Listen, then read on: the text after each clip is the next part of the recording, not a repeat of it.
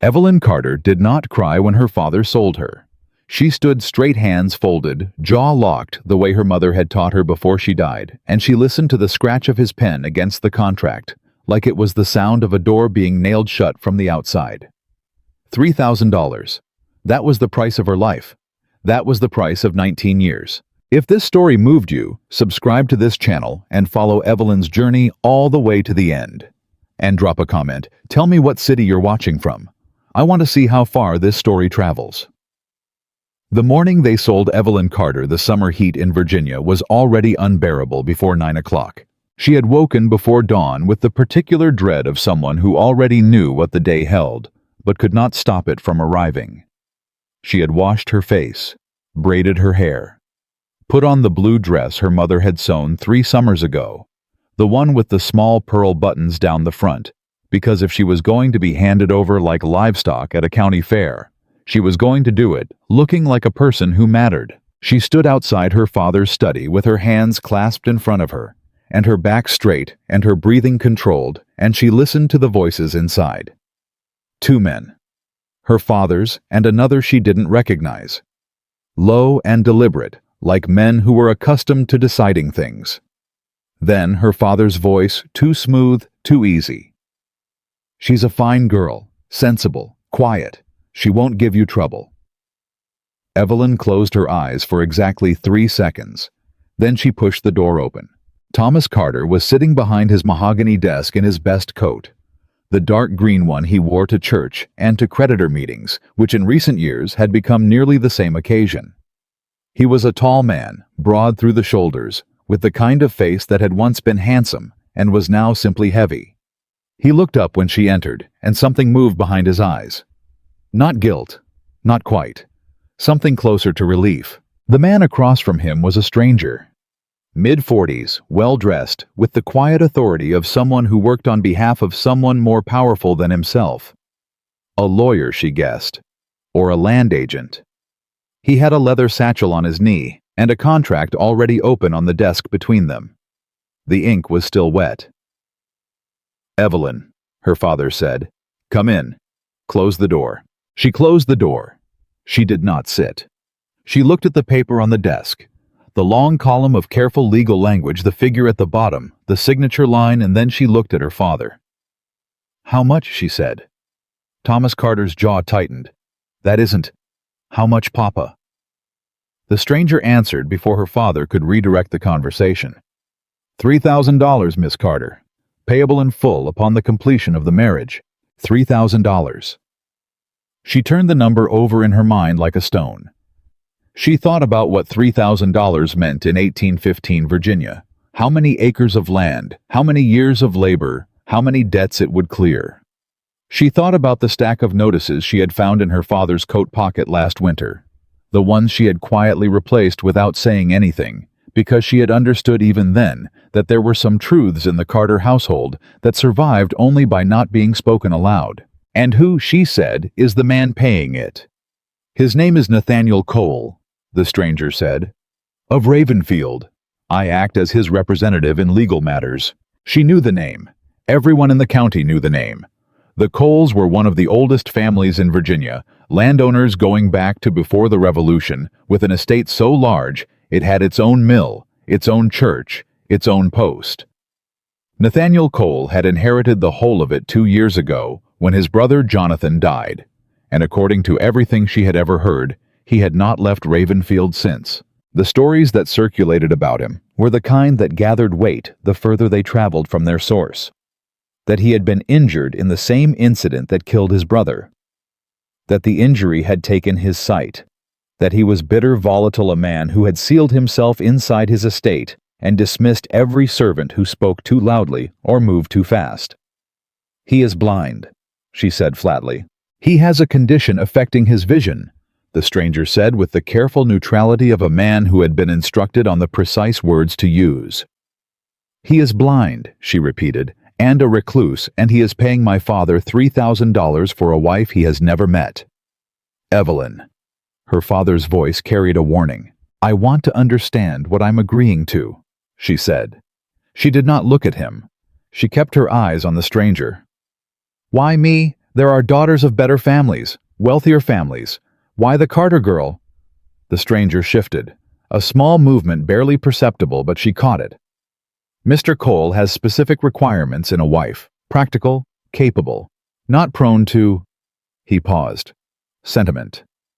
He wants someone who won't cause a scene, she said. He wants someone who will manage a household competently and maintain her discretion. He wants someone, she said slowly, whose father needs the money badly enough that she won't refuse. The room went very quiet. Thomas Carter stood. That will do. Papa. I said that will do, Evelyn. She looked at her father. She looked at him for a long time, long enough that he had to work not to look away. And she thought about all the things she could say about the notices about the gambling, about the 3 years she had managed the household accounts and found ways to stretch money that was never enough, about the fact that she had never once asked him for anything except to be treated as though she was worth more than a debt payment. She said none of it. She said, "When?" "A month," her father said. "The ceremony will be at Ravenfield, small, family only." "I don't have family." "The Coles will provide a witness." She looked back at the contract. She looked at the ink, her father's signature already there, already dry next to a line that still bore Nathaniel Cole's name in someone else's careful hand, as though even his commitment to the arrangement had been made by proxy. "I would like to read the contract," she said. Her father started to object. The stranger more practically slid the paper across the desk toward her. She read it, all of it, every clause, every stipulation, every careful legal phrase. She took her time. Neither man spoke. When she was finished, she set it down. She looked at the stranger. "There is no provision," she said, "for what happens to me if Mr. Cole dies." The stranger blinked. The standard inheritance laws would..." "The standard inheritance laws in Virginia give a widow 1/3 of her husband's estate if there are children, and 1/2 if there are none. But this contract specifies that the Cole estate passes in its entirety to the Cole Family Trust in the event of Nathaniel Cole's death, regardless of marital status." She paused. "I want a clause added. If Mr. Cole dies within the first 5 years of the marriage, I retain occupancy of the Ravenfield main house for no less than 1 year and receive a settled sum of no less than $500. The stranger stared at her. Thomas Carter said with something between embarrassment and fury, "Evelyn, for God's sake! I am agreeing to marry a man I have never met," she said, still calm, still level, "who lives alone in a large house, who has already lost one member of his family to unexplained circumstances, and who by your own account has difficulty with his sight. I am not being unreasonable. I am being practical. You told him I was practical. Let him have proof of it." A silence stretched out. Then the stranger cleared his throat, picked up his pen, and began to write. She spent the following month preparing for a life she had not chosen. She did it methodically, the way she did most things, making lists, making arrangements, making peace with what could not be changed, and focusing her attention on what could. She packed her books. She packed her mother's silver-handled brush and the small watercolor of the Blue Ridge Mountains that had hung in the upstairs hallway since she was a child. She packed 4 dresses and a winter coat and her good boots and the notebook she used for household accounts, because whoever or whatever Nathaniel Cole turned out to be, a house that size would have accounts, and accounts required management. She did not pack the blue dress with the pearl buttons. She left it hanging in the wardrobe. She didn't know why exactly. It felt like leaving one thing behind that was entirely hers. The night before she left, she sat at her bedroom window and looked out at the Carter property, the fields gone half wild for lack of proper tending, the barn that needed a new roof, the oak tree her mother had planted the year Evelyn was born, and she made herself a promise. She was not going to Ravenfield to disappear. She was going to Ravenfield to survive. And if survival required her to be sharp and watchful and twice as capable as anyone expected, then she would be all 3. But she would not disappear. She told herself this until she believed it. Then she went to bed. The carriage that came for her the next morning was expensive and impersonal. Black lacquered wood, no family crest, 2 horses, a driver who touched his hat and said nothing beyond "Miss Carter" when she came down the front steps with her trunk. Her father saw her off from the porch. He stood with his hands in his pockets and his shoulders set in that particular way he had when he was uncomfortable, but unwilling to show it, and he said, "You'll do well there. He's a powerful man. This is a good situation." Evelyn looked at him for a moment. "Goodbye, Papa," she said. She climbed into the carriage and did not look back. Ravenfield was 3 hours east of Carterland, closer to the coast where the summer air carried enough salt to taste. She felt the change as the carriage moved through the afternoon heat, the landscape flattening out, the trees growing denser and older, the road narrowing to something shadowed and close. She had her notebook open on her lap, but she wasn't writing. She was watching. The Cole estate announced itself before it came fully into view. First the stone walls bordering the road, then the iron gates standing open, and then the long drive lined with trees, old enough that their canopies nearly met overhead, turning the afternoon light green and cool. The house itself was stone, 3 stories symmetrical with tall windows that caught the late light and threw it back flat and unrevealing. There were flowers along the front path, well tended, recently watered. There was a stable to the left with several horses visible. There was a garden along the east side of the house that had clearly been ambitious once and was now maintained with less enthusiasm than it deserved. It was not a house that looked abandoned. It was a house that looked waiting. A man appeared at the top of the front steps before the carriage had fully stopped. Old 60 at least, with a face so creased it looked like a topographical map, and the careful, attentive posture of someone who had spent decades making himself indispensable. He came down the steps with a steadiness that suggested he had made that descent 1,000 times. "Miss Carter," he said. "I'm William, Mr. Cole's steward. Welcome to Ravenfield." "Thank you, William," she said. She stepped down without waiting for help. "Is Mr. Cole?" "He is in the study." William said something unreadable crossing his face. "He asked that you be shown to your rooms first to refresh yourself and that you join him for supper at 7. She looked at the house. "I'd rather meet him now," she said, "if he's available." William's expression did something complicated. "Miss Carter, Mr. Cole can be—" "I'm not prone to being managed, William," she said not unkindly. "I'd like to meet the man I'm going to marry before I take off my traveling coat, if it's all the same to anyone." A pause. Then something that might have been not quite a smile, but an approximation of one passed across the old man's face. "This way," he said. The study was at the back of the house, overlooking the east garden. A heavy door, half open. William knocked once and waited. "What is it?" Not a question, a statement. A voice that had decided in advance it did not want to be interrupted. "Miss Carter has arrived, sir," William said. A silence. "I said 7 o'clock." "Yes, sir. Miss Carter preferred not to wait." Another silence. Longer. "Send her in." Evelyn stepped past William into the study.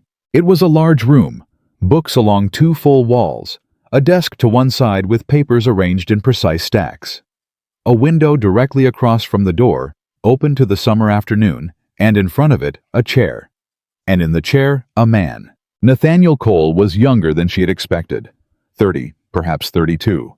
He was sitting at an angle to the door, his face turned slightly toward the window, and he held a walking cane across his knees with the particular deliberateness of someone who wanted it to be the first thing noticed. He was lean, dark-haired, well-dressed, in a way that was practical rather than decorative. His hands resting on the cane were still. He did not turn to look at her. "Miss Carter," he said. "Mr. Cole," she said. "Sit if you'd like." "I'll stand, thank you." A pause. Something in the quality of it shifted. She had the sudden strange sensation that she was being measured precisely and thoroughly by someone who was not looking at her. "You arrived early," he said. "I prefer to get unpleasant things done before dinner," she said. A very brief pause. "You consider meeting me an unpleasant thing." "I consider meeting anyone under these circumstances unpleasant," she said. The circumstance being that I had no meaningful choice in being here.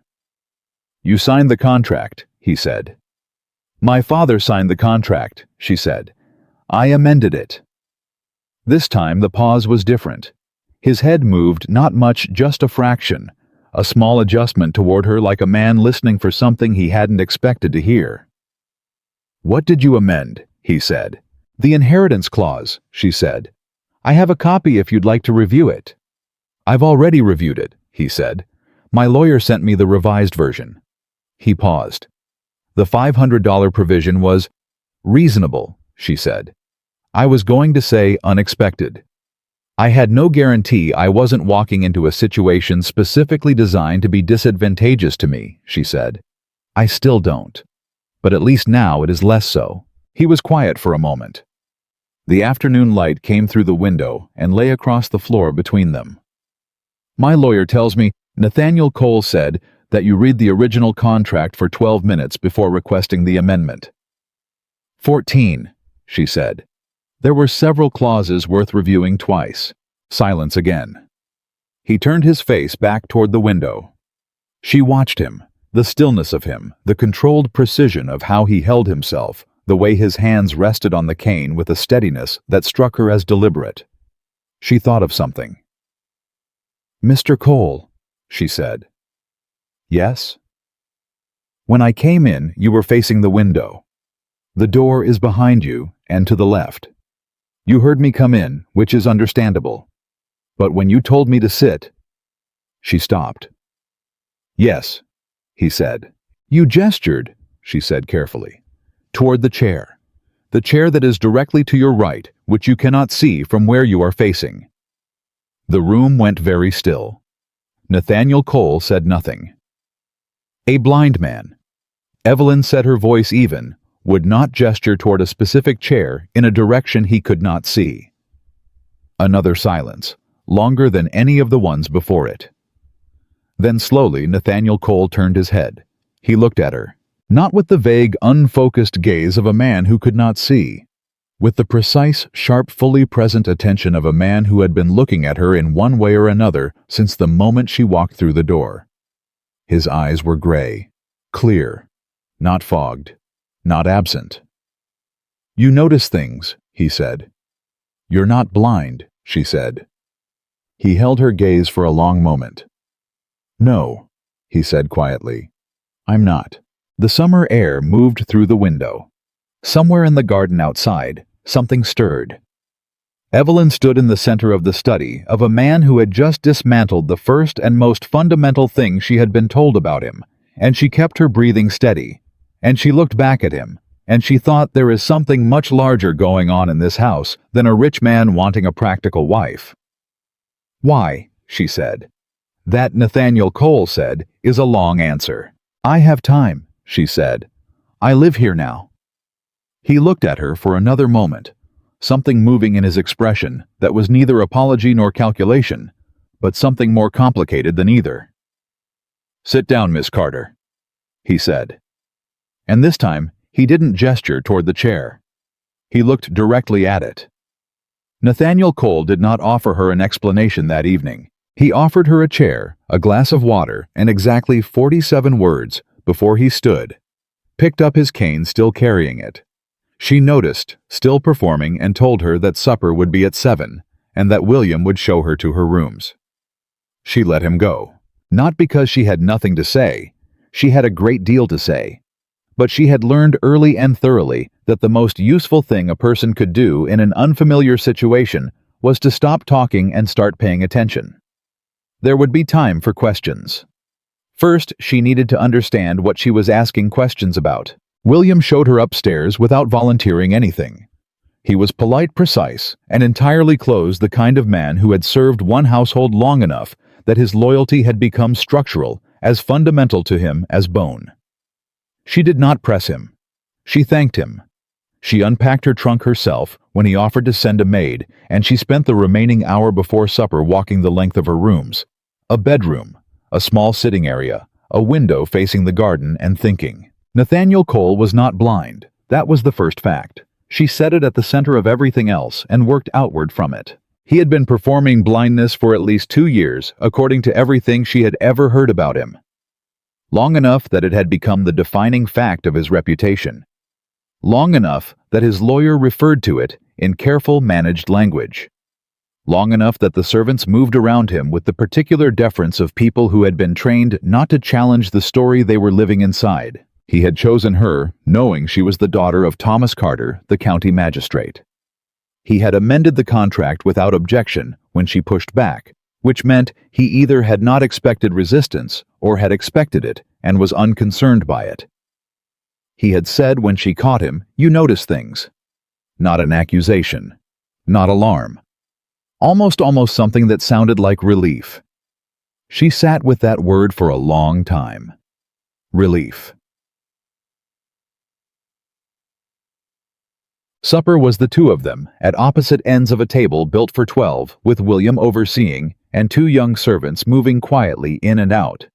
Nathaniel Cole was carrying the cane again. He used it as he crossed the room to his chair, navigated around the table's edge, sat down. Every movement was practiced and deliberate, and now that she knew what she was looking at, it was almost exquisite. The precision of the performance, the way he kept his gaze unfocused without letting it go, entirely vacant, the small hesitations built in at just the right moments. He was very good at it. She waited until the servants had withdrawn before she spoke. "Are they part of it?" she asked. "The servants. Do they know?" He reached for his water glass without looking at it, found it immediately without fumbling, and said, "William knows. The others don't." "How many staff?" "8, including William. And none of the 7 have noticed what I noticed in under 3 minutes." He was quiet for a moment. "People see what they expect to see." "That's not an answer." "It's the truest answer I have," he said. "I was blind for 6 weeks after Jonathan died. Actually blind. The physician said trauma, said it might be permanent, said give it time. It wasn't permanent. But by the time my sight came back, the story had settled, and I decided to let it stay settled." "Why?" He picked up his fork, set it down again. "Because whoever killed my brother believed I couldn't identify them, and I needed them to keep believing that." The word "killed" sat between them like something physical. "The official report," she said carefully, "said your brother died in a duel." "My brother," Nathaniel said, "did not fight duels. He considered them a barbaric waste of men who had other options." He paused. "Jonathan Cole was 26 years old, the most deliberate man I have ever known, and he was shot from a position no legitimate dueling opponent would have been standing in. The angle was wrong. I know because I was there." Evelyn set her fork down. "You were there," she said. "I found him," he said. 30 minutes after, before anyone else arrived. I saw the position of the wound. I saw the ground. I saw enough." He paused. "And then I saw nothing at all for 6 weeks. And when I could see again, I understood that whoever had arranged Jonathan's death believed they had left no living witness." "But you didn't go to the magistrate," she said. Something moved across his face. Controlled. Careful. "No," he said. "I did not go to the magistrate." She held very still. "My father," she said. It was not a question. "Your father sealed the report," Nathaniel said. "Ruled it a legitimate duel within 4 days of Jonathan's death. No inquest. No witnesses called. No second examination." He looked at her directly, not performing now, not managing, just looking. "I'm sorry. I know that's—" "Don't," she said quietly. "Don't apologize for the truth." She took a breath. "Is that why you chose me? Because my father signed the report?" "Partly," he said. "And partly because I needed someone inside this house who was not already part of the story, who had no reason to protect it." He paused. "And partly because my lawyer told me you read the contract for 14 minutes and then added a clause no one had thought to ask for." A beat. "I needed someone who looks at a document and sees what isn't there." She looked at him across the length of that too long table. "You could have told me this in the carriage," she said, "before I arrived, before the ceremony. I couldn't be certain you wouldn't go to your father." I just found out my father may have covered up a murder, she said. Does it seem like I'm running to tell him about it? Nathaniel was quiet for a moment. No, he said. It doesn't. Then here is what I need from you, she said. I need all of it. Everything you know, everything you suspect, every name you've connected to this. I need to understand what I've walked into, because I have apparently walked into it whether I consented to or not, and I would rather be walking forward with information than stumbling around in the dark. He looked at her for a long moment. That, he said slowly, is the first thing anyone has said to me in 2 years that didn't sound like management. I'm not here to manage you, she said. I'm here because I had $3,000 worth of no choice. But I am here. So, talk to me. He talked. Not all of it. Not that first night, but enough. He told her about Jonathan, who had been the better of the two of them by any measure their father would have applied, and some measures he wouldn't. He told her that Jonathan had been involved in something in the months before his death meetings. He wouldn't explain documents he kept locked, a tension that had built in him slowly and then all at once. He told her that a woman named Isabella Vance had been connected to Jonathan in some capacity he had never fully understood, and that Isabella Vance was now a frequent presence at the Carrickmore Assembly in Richmond, and that she had in the months since Jonathan's death accumulated a notable amount of influence for a woman whose origins were unclear. What kind of influence? Evelyn asked. Social, financial. She has the ear of several men in positions your father would recognize. He paused. She was one of the last people to see Jonathan alive. Did you tell that to anyone? I told your father, he said with a flatness that contained a great deal more than flatness. He noted it in his report as an unverified claim and proceeded to close the case. Evelyn thought about her father. His heavy face, his relieved eyes, the way he had said she won't give you trouble, as though what he most needed from her was absence. She thought about what it meant that he had taken $3,000 from a man who suspected him of concealing a murder. She thought about what it meant that he had taken it anyway. There's something else, she said. Isn't there? Nathaniel looked at her. Jonathan had a document, he said. I believe he was building a case. Against someone, possibly multiple people, involving land fraud on a significant scale. Several families in this county hold title to parcels of land that Jonathan believed were fraudulently registered. If the registrations were invalidated, the financial impact would be... He stopped. Who would it affect? She said. Your father, he said. Among others. The room was very quiet. He knew, she said. Not her father this time. Jonathan. Jonathan knew what my father had done or what he was doing, and he was building evidence. And then he died. Yes, Nathaniel said. And my father closed the case. Yes. And then you, 6 months ago, contacted him about a marriage contract. Yes. And he agreed, she said slowly. And he took the money and he sent me here. She paused. Did he know you suspected him? Nathaniel was quiet for a moment. I believe, he said carefully, that your father is a man who has convinced himself he did nothing wrong. That what happened to Jonathan was complicated and regrettable, but not his responsibility. I believe he took the money because he needed it, and because he told himself this arrangement was merely practical. And he sent me here, she said, because he thought I was the safest person to place in a blind man's house. Someone who would observe without understanding. Someone who would keep his household in order without asking the wrong questions. She paused. He underestimated both of us. Something shifted in Nathaniel's expression.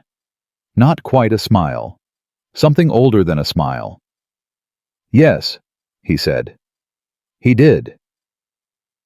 Bed. She slept badly that first night, which she had expected. She lay in the unfamiliar dark and went through everything Nathaniel had told her, the way she went through account books methodically, looking for what didn't add up, looking for the thing that was present by its absence. Jonathan Cole, 26, dead in June of 1813. 2 years ago this summer. A sealed report. An official ruling of a legitimate duel.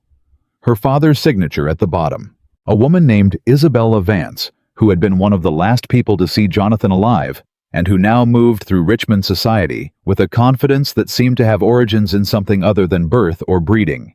A set of land registrations that Jonathan had believed to be fraudulent, documents he had kept locked, a case he had been building, and Nathaniel watching, waiting, performing blindness in his own house, in his own life for 2 years, because whoever had arranged his brother's death believed they had left no living witness, and Nathaniel needed them to keep believing it.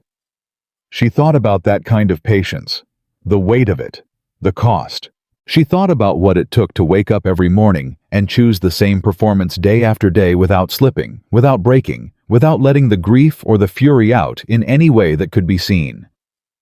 She thought that she had misjudged him in the carriage and in the first moments of the study when she had categorized him as powerful and closed and self-interested. He was all of those things. But he was also something she hadn't expected. He was alone in this, in a way that had nothing to do with isolation. She understood that kind of alone. She got up before dawn and found her notebook. Gug. She was at the breakfast table with her notebook open and a list half completed when Nathaniel came in. He was carrying the cane. She did not comment on it. He stopped when he saw her. "You're up early," he said. "I made a list," she said. "Sit down." He sat with the particular expression of a man who was not accustomed to being told to sit down in his own house and was deciding how to feel about it. "The land registrations," she said. Jonathan believed they were fraudulent. What did he have? What was his evidence? "I don't know the specifics," Nathaniel said. "I know he had documents, copies of original land grants, I believe, and something he'd obtained from the county records office. But I don't know where he kept them or whether they survived." "His rooms." "Searched, twice. I found nothing. By you. The first time. The second time by someone else while I was not able to see." His jaw tightened slightly. "Someone entered this house in the second week after Jonathan's death and went through his study. I heard them. I couldn't—" He stopped. "I couldn't do anything about it." She wrote something in her notebook. "So they may have taken whatever Jonathan had gathered. It's possible, but Jonathan was meticulous. If he was building a case, he would have understood the risk. He may have made copies. He may have placed them somewhere other than the obvious locations." "Do you know who he trusted?" she said. "He trusted me," Nathaniel said quietly. "But he hadn't told me the full extent of what he was doing. He said he would tell me when it was ready. He said he didn't want me involved until he was certain. That he needed one Cole who was clean." He paused. "He was protecting me. And then someone killed him before it was ready." "Yes." She looked at her list. "Isabella Vance," she said. "Tell me more about her." Something happened to Nathaniel's face that she couldn't quite name. "She came to the county 2 years before Jonathan died. She presented herself as a widow, a Colonel Vance, she said, dead in the war. She was compelling, socially skilled, the sort of woman who enters a room and immediately understands its architecture." Did Jonathan love her? The question was blunt. He blinked. "I don't know," he said. "I think he was drawn to her. I think she encouraged it. And I think—" He stopped. "What?" "I think she knew what he was investigating," he said. "I think she may have been positioned specifically to know, to be close to him, to monitor what he found." He paused. "I have no proof of this." "It's on the list," Evelyn said, writing. He looked at her notebook. "What else is on the list?" he said. "The names of the other landholders Jonathan suspected, the location of the county records office, the name of whoever was Jonathan's second in the alleged duel, because someone had to have agreed to stand in that role, and that person either lied or was lied to. And," she paused, pen still moving, "the name of the physician who treated you when your sight went, the one who confirmed the blindness." Nathaniel went very still. "Why the physician?" he said. "Because your sight returned," she said. "And the physician either knows it did and said nothing or doesn't know because you never told him." She looked up. "Which is it?" A silence. "I never told him," Nathaniel said. "So he believes you are still blind." "Yes." And if someone wanted to verify that Nathaniel Cole was genuinely incapacitated, had no sight, posed no threat as a witness, they might ask the physician. Nathaniel was very still now, the kind of stillness that meant something was happening behind his eyes that he wasn't letting onto his face. "They would get confirmation," he said. "From a source they trusted," she said. "Which means your performance has been more effective than you may have realized. The people who need to believe you're blind have independent corroboration." She paused. "That's actually useful. We should keep it." He stared at her. "We?" he said. She looked up from her notebook, met his eyes. "You brought me into this house," she said. "You told me the truth, some of it anyway. You gave me a name, a set of facts, and a direction. You did that because you needed someone who notices things." She closed the notebook. "I notice things. So yes, we." Something moved through his expression, something she couldn't fully read, something between gratitude and a more complicated emotion she didn't have a name for yet. "You should know," he said carefully, "that this is not without danger. If Isabella Vance is connected to Jonathan's death in the way I believe she is, if your father is involved in the degree I suspect, then being in this house knowing what you now know is dangerous," she said. "Yes, I understood that when you told me my father sealed the report." She paused. "I also understand that I have more protection here than I did in my father's house, because here the man I'm living with is not the one hiding something." He looked at her for a long moment. "Your father," he said quietly, "told me you were sensible and quiet." "My father," she said, "has not had a real conversation with me in 4 years." A pause. And then finally, and briefly, and in a way that changed his whole face, Nathaniel Cole almost smiled. "No," he said. "I don't imagine he has." July settled over Ravenfield, the way Virginia summers always did, with a weight and a heat that made the air feel like something you moved through rather than breathed. The household found its rhythms. Evelyn took over the management of the accounts without being asked, because the accounts were a mess, and because having a legitimate reason to review every financial record in the house was, she understood, an advantage she intended to keep. She was 3 days into the ledgers when she found the first thing. It was a payment. Small $60 made to a name she didn't recognize 9 months after Jonathan's death, recorded simply as a consulting fee. She noted it and said nothing. The second thing came a week later in the form of a letter she was not supposed to find.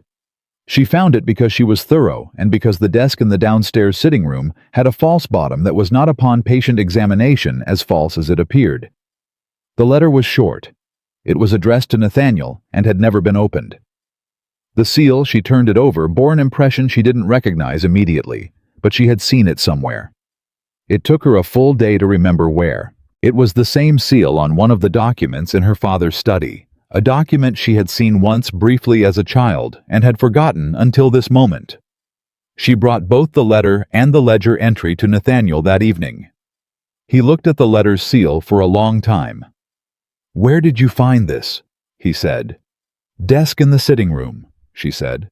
"False bottom." He looked at her. "I searched that desk." "You searched it as a man who had recently lost his sight," she said, not unkindly.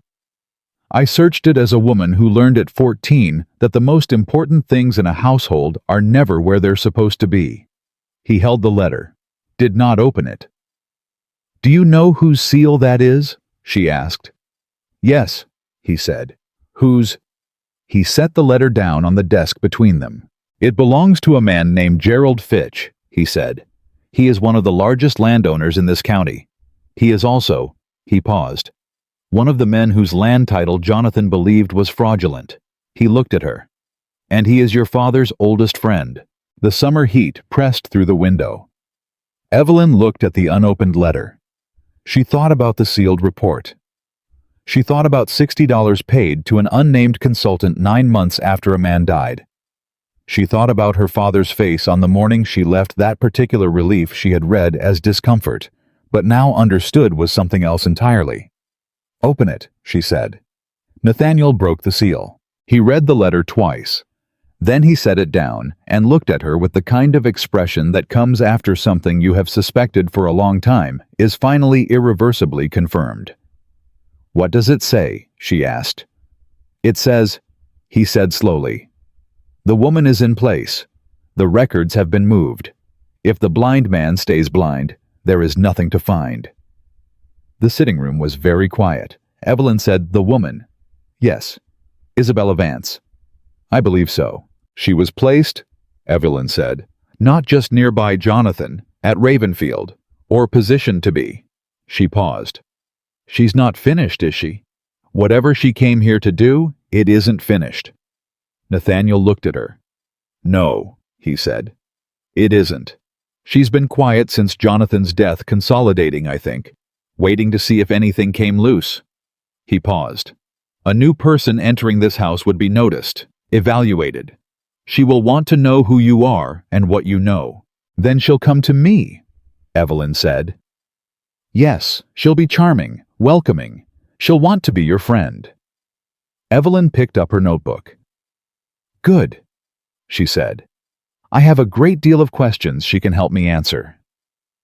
Nathaniel was looking at her with that complicated expression again, the one she was beginning to recognize as what his face did when she said something he hadn't predicted. "Evelyn," he said. It was the first time he had used her first name. She looked up. "Be careful," he said. It came out without management, without calculation, just that clean and direct, and something in the way he said it made her understand that he was not giving her a tactical warning. He was afraid for her. She held that for a moment. Then she nodded. "Always," she said.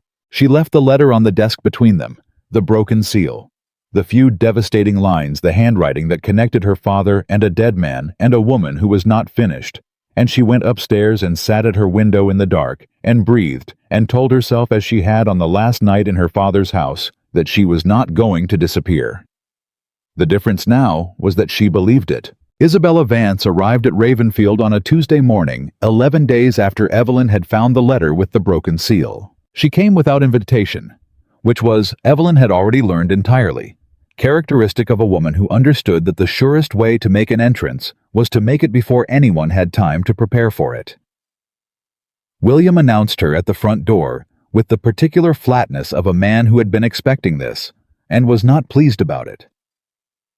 Evelyn was in the sitting room with the account ledgers when she heard the voice in the hallway warm, carrying the kind of voice that had been trained to fill a room without appearing to try. "I simply had to come and welcome the new Mrs. Cole. I told myself, Isabella, it has been nearly 2 weeks, and that poor girl is sitting in that great house with no one but servants and a well." A pause. A delicate, practiced pause. "I told myself it was unconscionable to wait any longer." Evelyn closed the ledger. She stood. She smoothed the front of her dress with both hands, not from nervousness, but from the same instinct that made her braid her hair straight and button her collar to the top on the morning she'd been sold. If you're going to walk into something, walk into it, looking like a person who matters. She went to the doorway. Isabella Vance was 34 or 35 with the kind of beauty that had been carefully maintained and strategically deployed for long enough that it had become a kind of fluency. She moved in it the way some women moved in money, as though it were simply the medium through which she operated. She was carrying flowers. Of course she was carrying flowers. Dark red ones, freshly cut, still damp. She saw Evelyn and her whole face opened into warmth. "Mrs. Cole," she said, "I am so glad to finally meet you." "Miss Vance," Evelyn said, "please come in." She did not take the flowers immediately. She let Isabella carry them one beat longer than was comfortable, just long enough to watch what happened to the woman's expression when the expected response didn't come on schedule. A flicker, small, controlled immediately. But there. Then Evelyn smiled and took them. "They're beautiful," she said. "Thank you." They sat in the front parlor with tea, and Isabella talked. She was extraordinarily good at talking. She moved from topic to topic with the ease of a woman who had spent years making conversation feel like intimacy. Personal details offered early questions asked with apparent genuine interest. Small confidences extended like gifts. Within 20 minutes, she had told Evelyn about her late husband, her years in Richmond, her fondness for the Cole estate and its grounds, and her deep and she emphasized long-standing concern for Nathaniel's well-being. "He has been so isolated," Isabella said with a sadness that looked entirely real. "Since Jonathan. It changed him, as you can imagine. They were very close." She paused. "I worried when I heard he was marrying that he might have been well, that someone might take advantage of his situation." "His blindness, you mean?" Evelyn said. "Among other things," Isabella said. She looked at Evelyn with an expression of careful, gentle scrutiny. "He is a vulnerable man, Mrs. Cole, whatever he might wish to project. He lost his brother, his sight, his entire. He's been so alone in that loss. I only hope that the person he's chosen to share his life understands the particular care he requires." Evelyn looked at her over the rim of her teacup. "He requires a great deal less care than people seem to assume," she said pleasantly. "He is one of the sharpest men I have ever spoken with, but I appreciate your concern." A pause. Something recalibrated behind Isabella's eyes. "Of course," she said warmly. "Of course he is." "How well did you know Jonathan?" Evelyn asked. The shift was instantaneous, not visible on Isabella's face, which remained warm and open, but present in the fraction of a second that passed before she answered. Evelyn felt it the way you feel a change in the air before weather. "We were acquainted," Isabella said. "He was a kind man. His death was a great loss to this community." "Were you here when it happened?" "I was in Richmond," Isabella said. "I came back when I heard." "Of course," Evelyn said. "It must have been devastating." "Terrible," Isabella agreed. "Did you attend the inquest?" "There, I believe there wasn't a formal inquest. The magistrate—" Isabella paused. "Your father, I understand." "Yes," Evelyn said. "My father." "He ruled it a duel," Isabella said. "Which is well. A tragic thing, but not uncommon. Men of that class, and that time." She shook her head, a beautifully executed shake of the head. "Jonathan had enemies. Strong men often do." "Do you know who his second was?" Evelyn said. "In the duel." Isabella looked at her. This time the pause was a full second longer. "I'm afraid I wouldn't know that," she said. "As I said, I was in Richmond." "Of course," Evelyn said. "Forgive me, I've been trying to understand the circumstances. For Nathaniel's sake. He doesn't speak of it often, but I can see it weighs on him." "Naturally," Isabella said, and something in her voice had cooled by 3 degrees, not enough for anyone who wasn't looking to notice, but Evelyn was looking. "You are very attentive to him." "I try to be," Evelyn said simply. "He is my husband." Isabella left 40 minutes later with another warm smile and an invitation to call on her in Richmond whenever Evelyn wished. Evelyn saw her to the door, thanked her for the flowers, and waited until the sound of the carriage had fully faded. Then she went to find Nathaniel. He was in the library. Not performing the cane was propped against the far wall, and he was standing at the desk with a document open, reading without any pretense of difficulty. He looked up when she came in. "Well," he said. "She is extraordinarily accomplished," Evelyn said. "And she is frightened." "Frightened," he repeated. "Not of me specifically, not yet.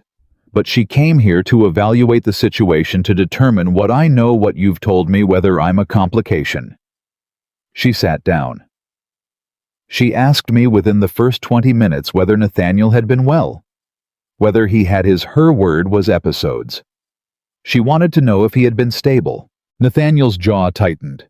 "She's been the source of that story, the instability narrative. If anyone began to question my blindness, the backup is that I am mentally unreliable.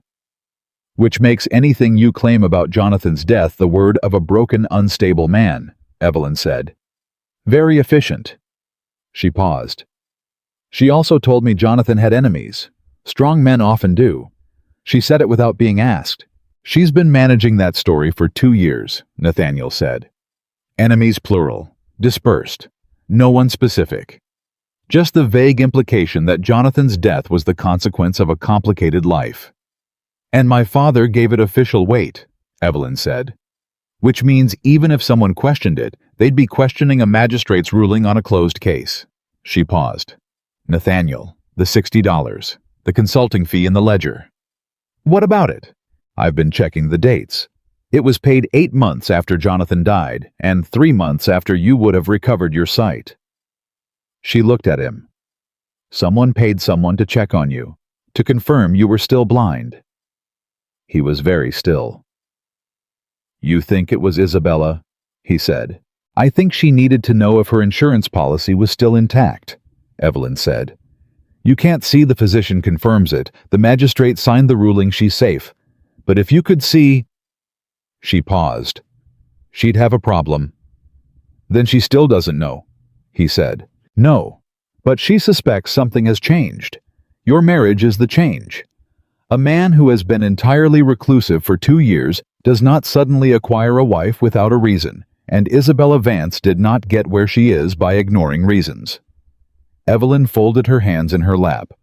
She'll move soon. Whatever she has planned, she'll accelerate it. Nathaniel came around the desk and sat across from her. He looked tired, she thought.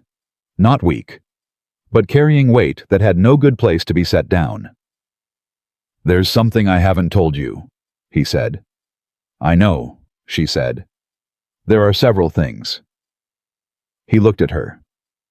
The land documents, he said. Jonathan's evidence. I said I didn't know where he kept it. That was not entirely true. She waited. I know where he would have kept it, Nathaniel said. I know because I knew Jonathan.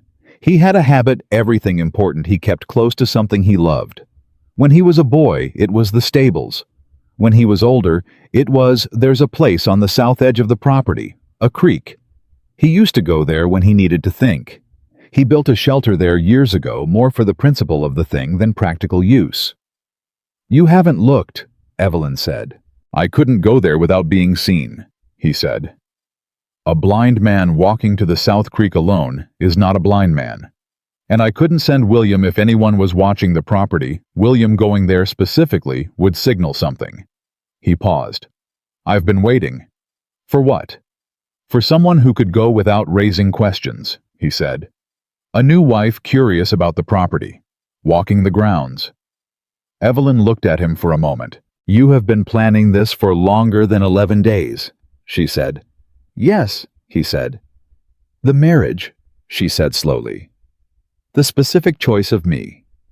The amendment I made to the contract, you weren't surprised by it, because I'd already read everything I could find about you, he said. Your father's correspondence, the accounts you managed, a letter you wrote 3 years ago to the County Agricultural Board disputing an easement claim on Carter land which you won. He paused. You were meticulous, and you were right, and the board granted your appeal unanimously. She sat with this for a moment. You chose me, she said, because you needed someone to walk to a creek. I chose you, he said, because I needed someone who would walk to a creek, find whatever Jonathan left there, understand what it meant, and know what to do with it. He paused. I have not been wrong. You also, she said, could have told me all of this when I arrived. I needed to see who you were first, he said. Anyone can read as capable on paper. She looked at him steadily. And now, he said quietly, I trust you. The word landed differently than she expected. She had been given trust as a management tool before her father trusting her to run the household, which meant he trusted her to absorb all the difficulty and produce no complications. This was not that. She could hear the difference. She stood. I'll go this afternoon, she said. Is there anything specific I should be looking for? A tin box, he said. Approximately this size. He held his hands apart. Jonathan liked mechanical locks, 3-digit. The combination is his mother's birth year, 1769.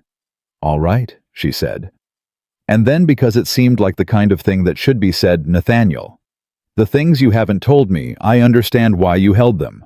But going forward, I need all of it. Not the pieces you've decided I can handle. All of it. He held her gaze. All right, he said. She found the shelter without difficulty. A low structure against a stand of old trees, weathered and unassuming. The kind of thing that looked like it had always been there. She did not go directly to it. She walked the creek path first all the way down and back, because if anyone was watching the south end of the property, she wanted to look like a woman learning the land and not a woman conducting a search. On the second pass, she stepped inside. It took her 7 minutes. The box was under a false floor panel that Jonathan had built with the same quiet thoroughness she was beginning to understand was characteristic of him. It was exactly as Nathaniel had described. She turned the lock. 1769. It opened.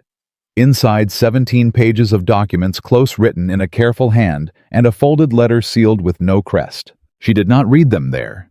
She tucked the entire box under her arm, walked back to the house at a pace that suggested nothing more than a woman carrying something in from the garden, and went directly to the library. Nathaniel was still there. He saw her face when she came through the door, and he stood. She set the box on the desk and opened it. He looked at the documents for a long moment without speaking. Then he sat down. He picked up the first page. He read. She watched him read. She watched his expression move through something she had no name for. Recognition, grief, fury, and something beneath all three that looked like the particular pain of a man confirming what he already knew was true. "It's all here," he said quietly. Everything he'd gathered. She looked at the top page. Names, dates, parcel numbers, and alongside each one in Jonathan's careful hand, a notation registered. Forged. Duplicate. Invalid. 7 land titles. 7 families, including at position 4 on the list. Thomas Carter, Magistrate, Carter County, Virginia, including at position 7, Gerald Fitch. Gerald Fitch, she said. Jonathan's note there. Nathaniel pointed. She looked. Beside Fitch's name, primary forger. Original registration destroyed. Fitch holds the instrument. Fitch forged the documents, she said. My father registered them and sealed Jonathan's case when Jonathan came too close, Nathaniel said. And Isabella. She looked at the folded letter. She picked it up. May I? Please, he said. She broke the seal and read. The letter was from Jonathan, addressed to no one, or perhaps to himself, or to whatever came after. It was dated 6 weeks before his death. She read it once, silently. Then she read the critical section aloud. I have confirmed the connection between Isabella Vance and Gerald Fitch. They are not recent acquaintances. They have operated together for at least 5 years across 3 counties. Isabella's role is intelligence. She positions herself near men of property and power and reports their vulnerabilities. Fitch acts on the information. I believe she was sent specifically to monitor this household and determine what I knew. I do not know yet who gave the original order. There is someone above Fitch, I am certain of it. I have not yet been able to determine the name. I will not approach Thomas Carter. I do not trust him. I am writing this in case something happens before I am ready. If anyone finds this, please give it to my brother. He will know what to do. The library was very quiet.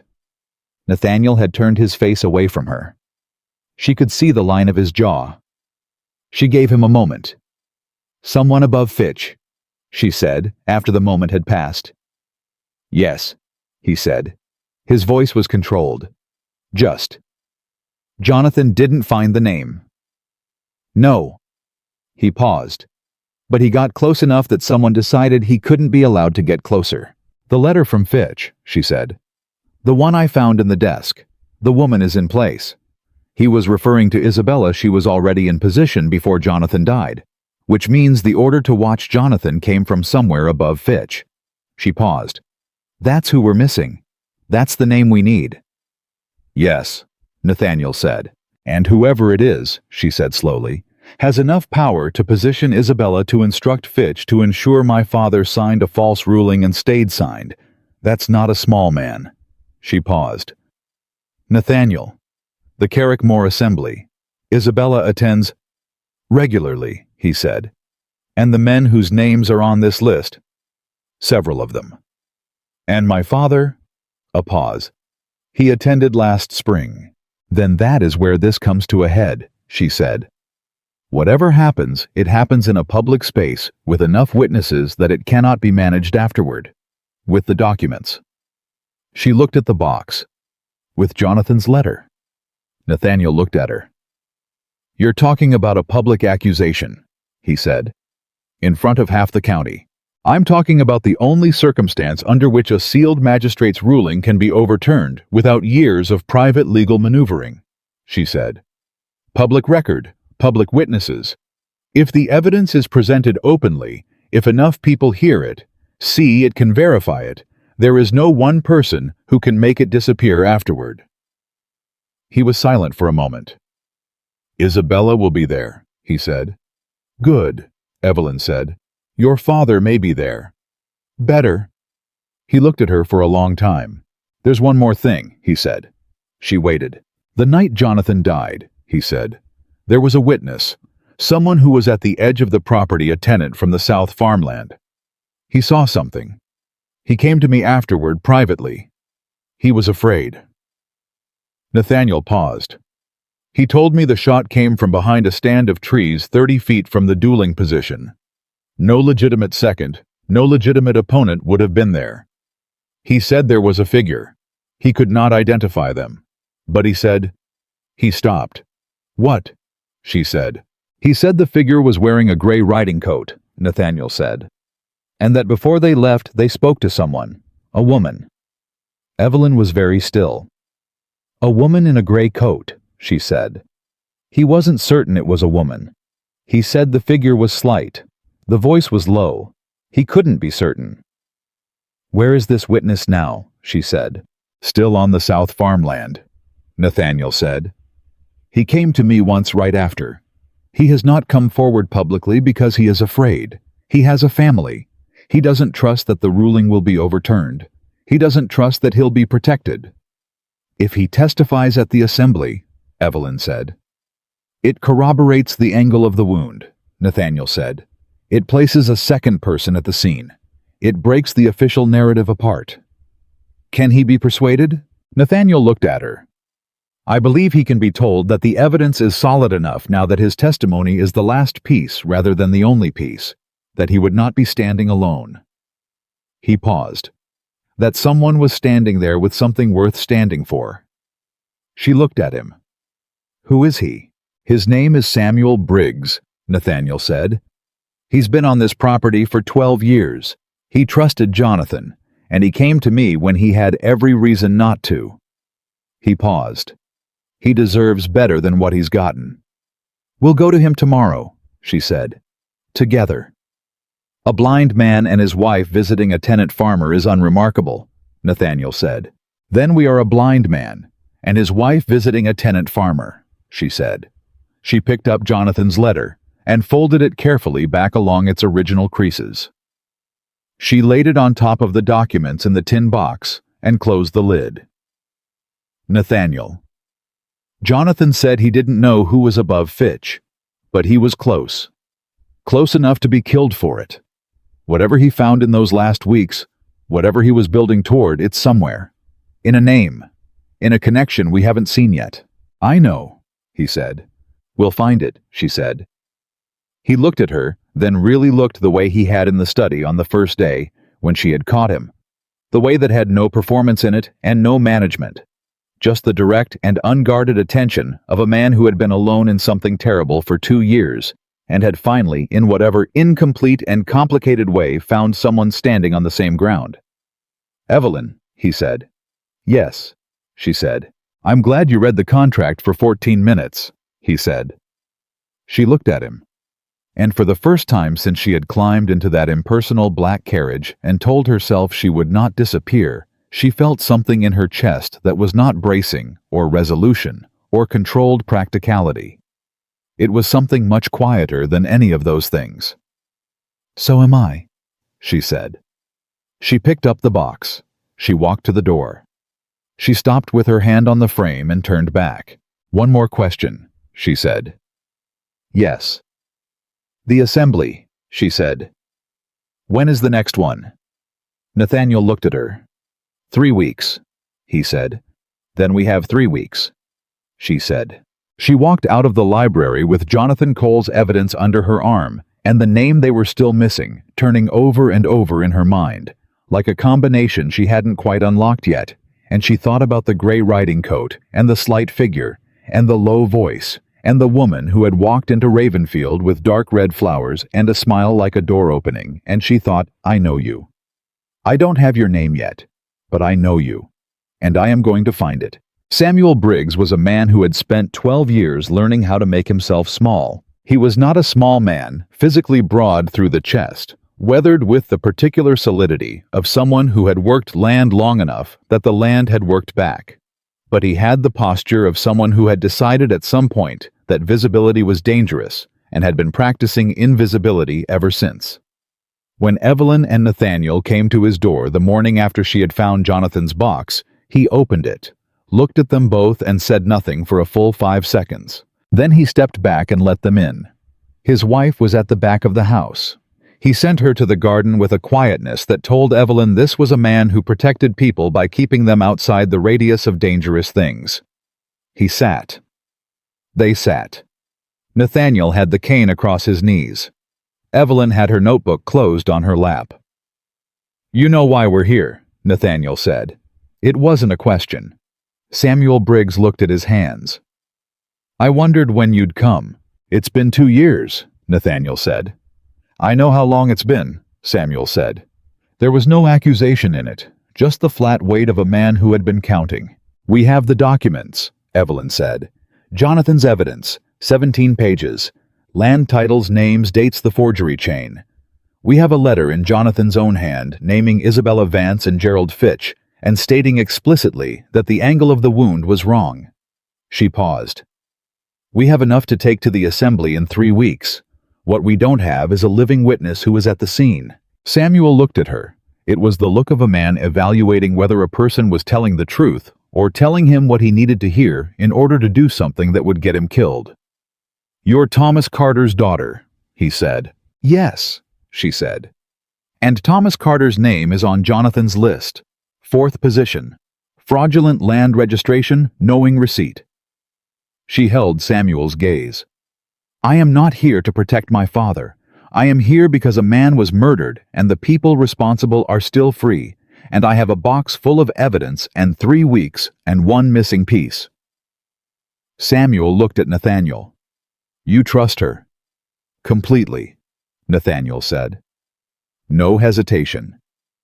Samuel Briggs let out a long, slow breath through his nose. "The figure by the trees," he said. "I've thought about it every day since. What I saw and what I couldn't see and what it means that I said nothing publicly." He paused. The coat was gray. Not a riding coat exactly, more like a long coat, the kind a woman might wear traveling. Slim. I thought it was a woman because of how they moved. Quick and light. Not like a man moving fast, like a woman who knew exactly where she was going and had no reason to hurry because everything was already done. Evelyn wrote in her notebook. "The voice," she said. "You told Nathaniel someone spoke before they left." "To a man," Samuel said. "Waiting with horses further back.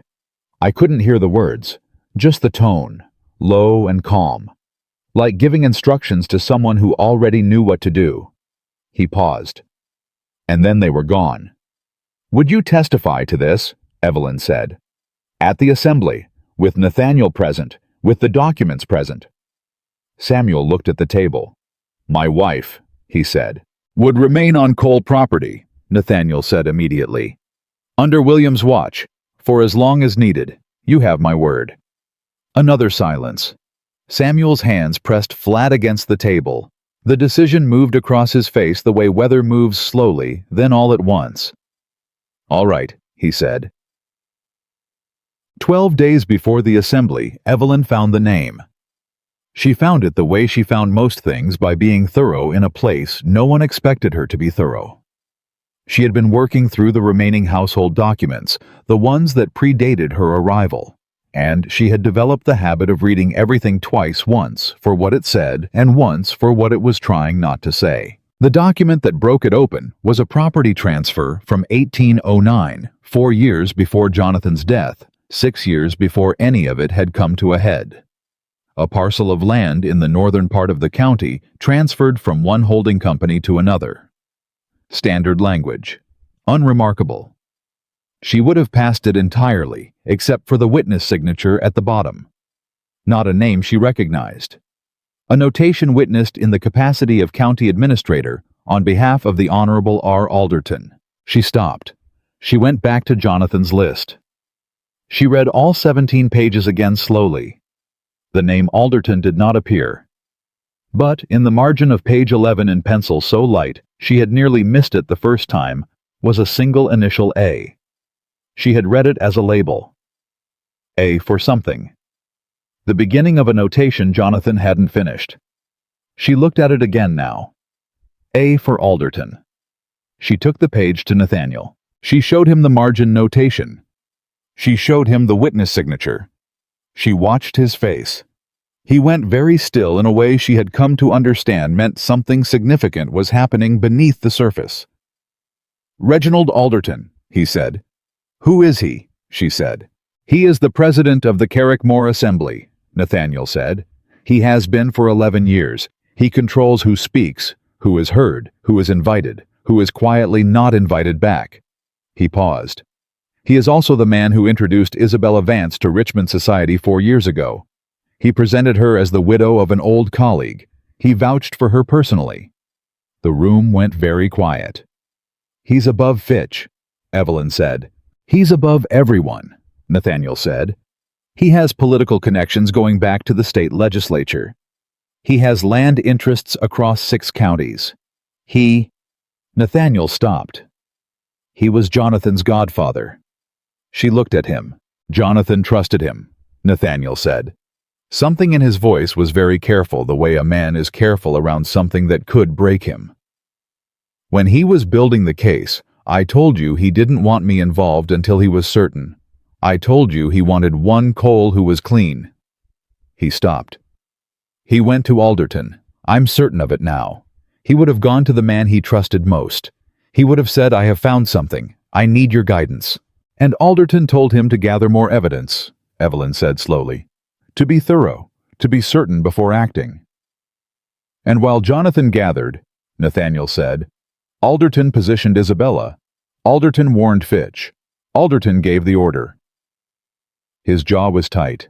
His hands on the desk were flat and very still. Jonathan was killed by the man he went to for help. Evelyn watched him. She did not look away. She let him have the full weight of that, without trying to soften it, because she understood that some truths needed to be stood in, not cushioned. "We have him," she said after a moment.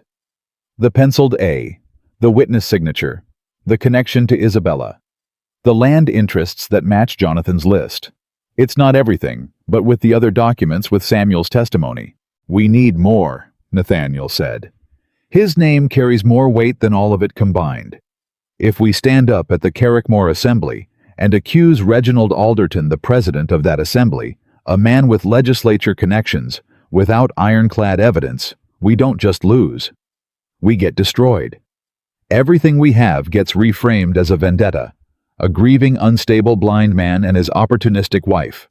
She heard the frustration in him, the fury beneath the control. "Then we get more," she said. "How?" he said. "We have 3 weeks." She thought. She looked at Jonathan's page, 11 at the pencil initial at the property transfer. She thought about the letter she'd found in the desk. "The woman is in place. The records have been moved. If the blind man stays blind, there is nothing to find." She thought about the $60 payment in the ledger. She thought about Isabella Vance, sitting in the front parlor with dark red flowers, asking whether Nathaniel had been having episodes. "Isabella," she said. "What about her?" "She's afraid," Evelyn said. "I saw it the day she came here. She's been careful for 2 years, and then suddenly there's a wife in this house who asks very specific questions about Jonathan's inquest and doesn't react the way a manageable woman is supposed to react. She's afraid the situation is shifting." Evelyn paused. "She'll go to Alderton, if she hasn't already." "Probably," Nathaniel said. "Which means they'll talk," she said. "And when people talk about something they're afraid of, they leave evidence of that fear. Letters, arrangements, movements." She looked at him. "Does Alderton correspond with anyone at Ravenfield? Has he ever—" Nathaniel frowned. "He sent a letter of condolence after Jonathan died." "Is it in the house?" A pause. "It should be." They found it in Jonathan's correspondence box, which had been placed in the back of the upstairs study and not opened since his death. Evelyn read it. It was exactly what a letter of condolence from a godfather should be. Grief, warmth, offers of support, careful love. She read it twice. Then she looked at the handwriting. She looked at it for a long time. She got up, went to the library, and came back with the letter she had found in the desk. The one with the broken seal. The woman is in place. The records have been moved. She set them side by side. Same hand. "Nathaniel," she said. He came to the desk. He looked. He did not speak for a moment. "He wrote both," Nathaniel said. "He wrote both," she said. "Alderton wrote the letter in the desk, which means he wasn't just the order giver. He was corresponding directly with someone in this house." She paused. "Who was he writing to?" The silence that followed was a different quality than any silence before it. The letter was addressed to Nathaniel. Evelyn said slowly, "Unopened. But—" She stopped. "But it was in the desk, in the sitting room, not in the library, not in your study, in the sitting room, which is William's domain." Nathaniel looked at her. "William has managed this house for 20 years, he said. His voice was entirely flat. "I know," she said. "He was Jonathan's steward before he was mine." "I know," she said. "He was the one who—" Nathaniel stopped. He looked like a man who had just stepped on ground he thought was solid and found it hollow. "He was the one who searched Jonathan's study the second time. I couldn't stop him. I thought he was looking for Jonathan's things. I thought he was grief. I thought it was grief." "It may have been both," Evelyn said carefully. "People are rarely only one thing." "He's been in this house," Nathaniel said. "He knows every room, every document, every conversation." His voice was controlled in the way a person controls something that is very close to the edge. "He knew about the box in the sitting room. He left it," Evelyn said, "because you were blind, because the letter was addressed to you, and he believed you couldn't read it, and there was no reason to remove a letter that could never be read. He didn't know my sight came back. No one knew except you," she said. "And now me." Nathaniel pushed back from the desk. He stood. He walked to the window and stood with his back to her and said nothing. She let him. He turned around. His face was, she had no exact word for it. Not broken. Something past broken and on the other side. "What do we do?" he said. "We don't confront him," she said immediately. "Not yet. If he realizes we know, he'll warn Alderton, and Alderton will come to the assembly prepared." She paused. "We let William believe everything is normal. We do not change our routines. We do not let him see us with the documents." She looked at the 2 letters. "And we take these to the assembly in 3 weeks alongside everything else." "And William," Nathaniel said.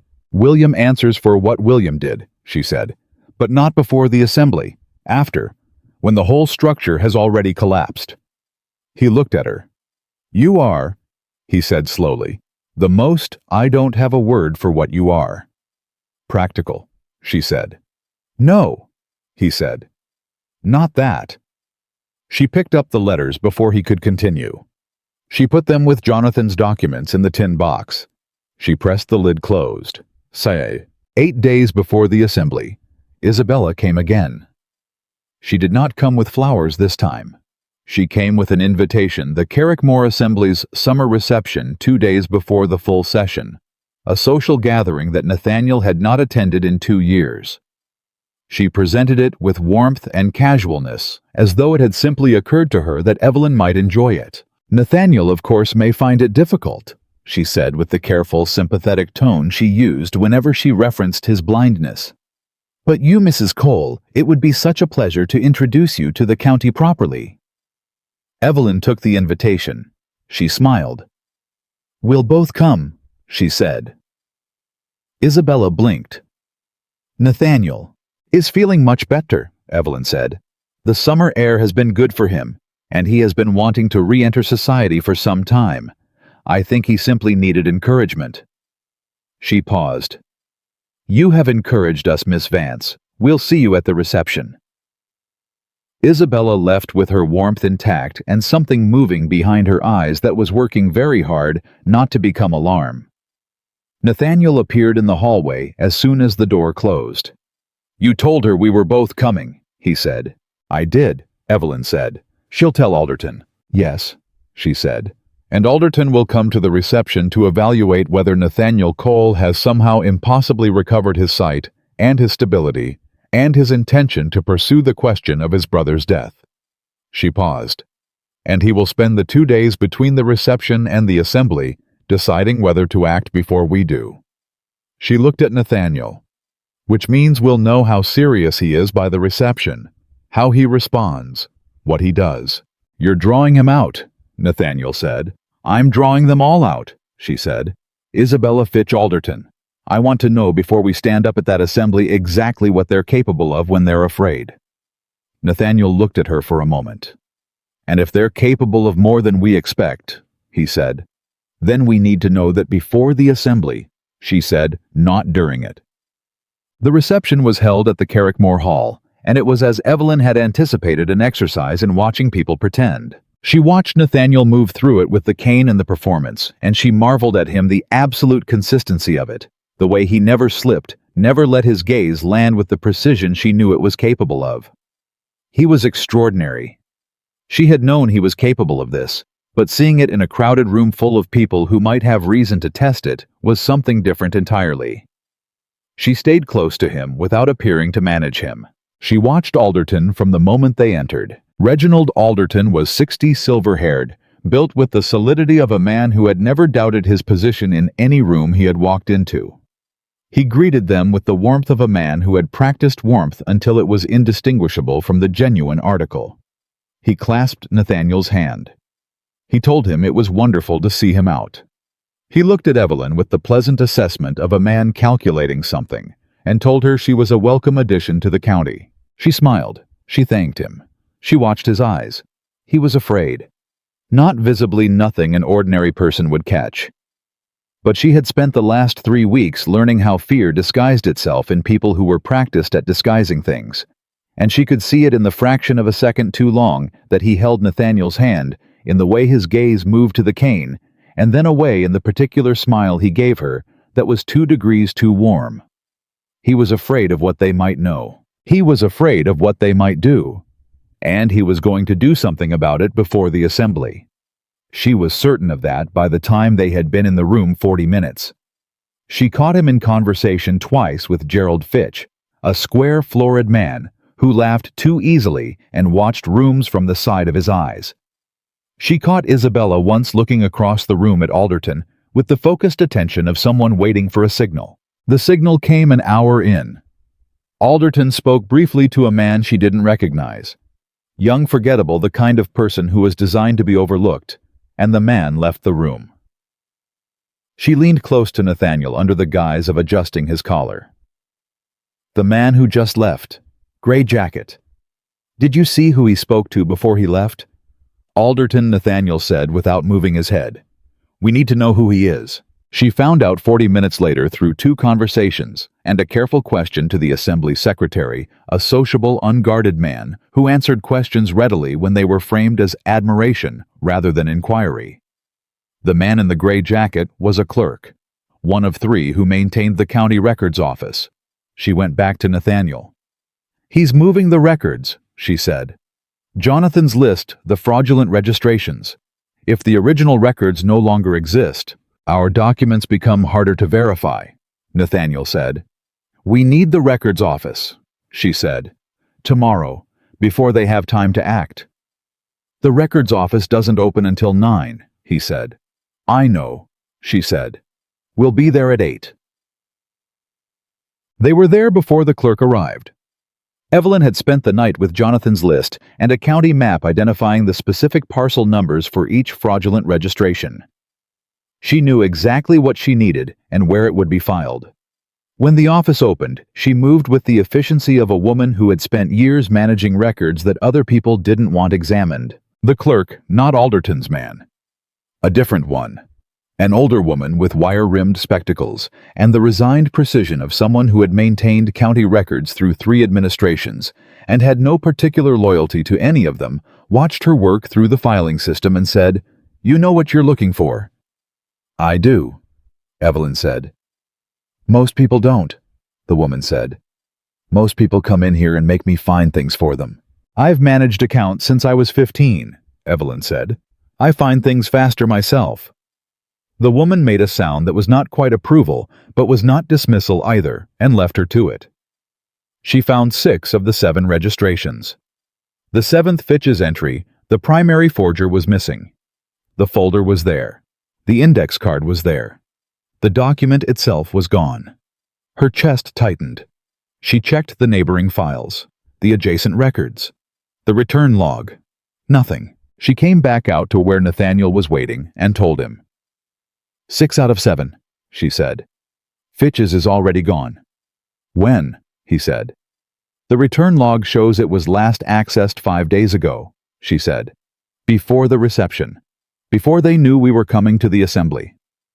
They've been moving carefully this whole time, Nathaniel said. Not in panic, in sequence. Which means Alderton is more prepared than we thought, she said. He's been watching this house watching us, and he's been removing vulnerabilities one by one. She paused. But he missed 6. And he missed Jonathan's documents. And he doesn't know about Samuel. Because Samuel never came forward publicly, Nathaniel said. No, she said. He's the one piece Alderton doesn't know exists. She stood in the county records office with 6 verified land titles in her hands, and the certainty that the next 2 days were going to move faster and harder than anything she had planned for, and she made herself breathe, made herself think, made herself be the woman who read the contract for 14 minutes and found the clause no one else thought to look for. There's something else we can do, she said. Nathaniel waited. The handwriting, she said. Alderton's letter of condolence and the letter from the desk, same hand. We have both. But handwriting alone isn't enough if his lawyers challenge it. She paused. We need a 3rd sample, something officially attributed to him, something in the county record. The assembly minutes, Nathaniel said immediately. He signs them personally at the end of every session. They're kept here. She turned back to the records room. The clerk with the wire spectacles looked up when she came back in. Assembly minutes, Evelyn said. Last 3 years. Signed by Reginald Alderton. The woman looked at her for a moment. Are you going to cause trouble at the assembly? She said. Evelyn looked at her directly. I am going to end it, she said. The woman held her gaze for 3 full seconds. Then she stood, went to the back wall, and pulled 3 bound volumes from the shelf. Take what you need, she said. The signed pages are at the back of each volume. The night before the assembly, William knocked on the library door. Evelyn was alone. Nathaniel had gone upstairs an hour before. She had the documents spread across the desk, organized in the order she intended to present them. She looked up. William came in. He closed the door behind him. He looked at the desk, at the tin box, at the documents, at the assembly minutes, with Alderton's signature at Jonathan's letter, and his face did something complicated and quiet. You know, he said. It wasn't a question. Yes, she said. He sat down in the chair across from her without being invited. He was an old man, and she could see for the first time that the weight he was carrying was not only the weight of loyalty. It was something heavier. Something that had been growing for 2 years. I didn't know what it was, he said. When Alderton came to me, Jonathan was already dead. He said the estate needed a protector, that Nathaniel was incapacitated, that there were things that needed to be managed. He paused. He said he was protecting the Cole family. I believed him. What did he ask you to do? Evelyn said. Keep the letter, William said. Just keep it. Don't let Nathaniel find it. He said it was a private matter involving the estate, and it was better left unread. He looked at his hands. He didn't tell me what was in it. Did you read it? She said. A pause. No. She looked at him. I should have, he said. I know that. I knew at the time that something was wrong, but he was Alderton, and I was... He stopped. I have served this family for 20 years. Jonathan trusted me, and I... He stopped again. You were afraid, she said. Not an accusation, a statement. Yes, he said. The room was quiet. William, she said, tomorrow at the assembly, I am going to stand up and present these documents, and I am going to name Alderton. When I do, he will attempt to discredit everything the documents, the testimony, Nathaniel's credibility mine. She paused. Your statement that Alderton came to you, that he asked you to conceal that letter, that he told you it was about estate management and nothing more, that statement would be significant. William looked at the desk, at Jonathan's letter. Jonathan would have hated me, he said quietly. I don't know that, she said, but I know he would have wanted you to tell the truth. A long silence. I'll be there, William said. He stood. He looked at the desk one more time. He left without another word. Evelyn sat alone with the documents and listened to the house settle around her in the summer dark, and thought about all the ways tomorrow could go wrong, and all the ways it could go right, and how thin the line between them was. And she thought about Jonathan Cole, who had been 26 and meticulous, and gone to the man he trusted most, and paid for it with his life. And she thought not this time. She organized the documents one final time. She closed the tin box. She went to bed. She did not sleep, but that was all right. She had never needed sleep as much as she needed clarity, and she had never been more clear. The morning of the Carrickmore Assembly arrived the way significant mornings always do, with an ordinariness that felt almost insulting, given what it contained. Evelyn was dressed before 6. She had the tin box under her arm by 6:30. She had reviewed the order of the documents, twice gone through the sequence of what she intended to say, identified the 3 points at which Alderton's lawyers would most likely attempt to interrupt, and prepared her responses to each. She had done all of this the way she did everything, methodically, without flinching, without allowing herself to think too far past the next necessary thing. Nathaniel found her in the library at 7. He was not carrying the cane. She looked at him. He looked at her.